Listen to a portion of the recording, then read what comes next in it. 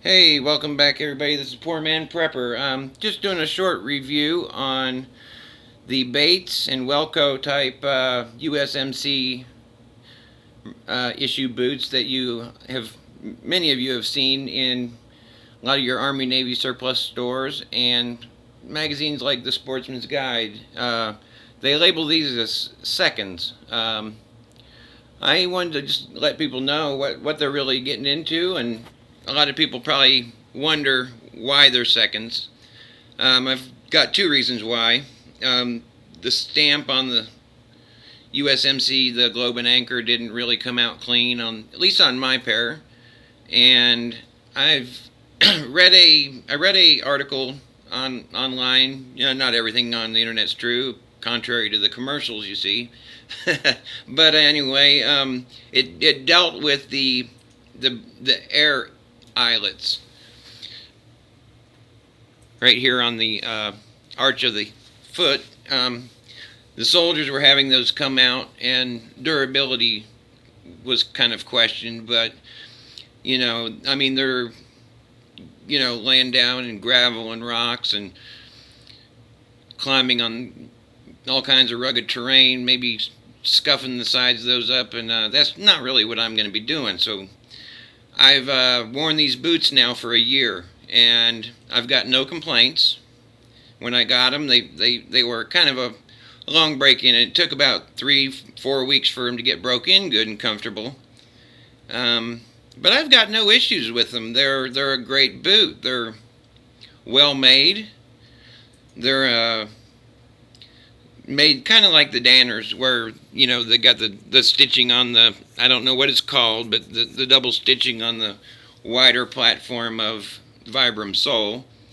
So I just wanted to kind of let people know that somebody who's worn them, I like them. Haven't had any problems with them other than what I've described in this video.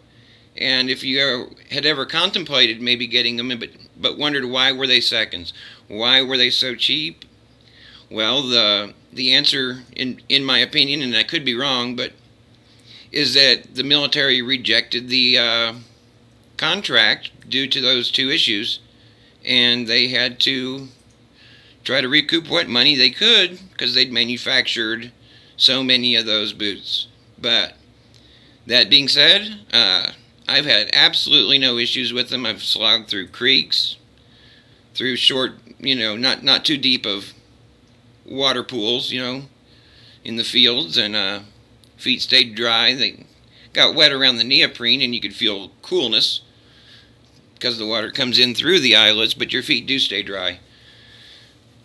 And I just wanted to let people know what those are, and if they were ever thinking of getting those Bates or the Welco second type military boots, they're not a bad deal.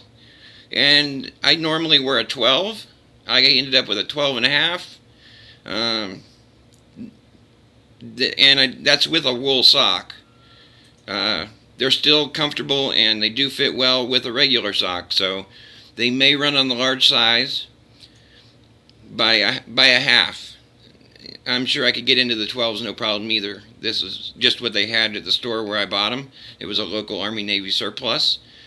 And just wanted to let everybody know that just because they're seconds, they're not bad. So you can still get a quality boot on a low budget. And that's what the Poor Man Prepper is all about. Trying to let people know what they can get without a large income. You don't need $320 Danners to get a quality boot.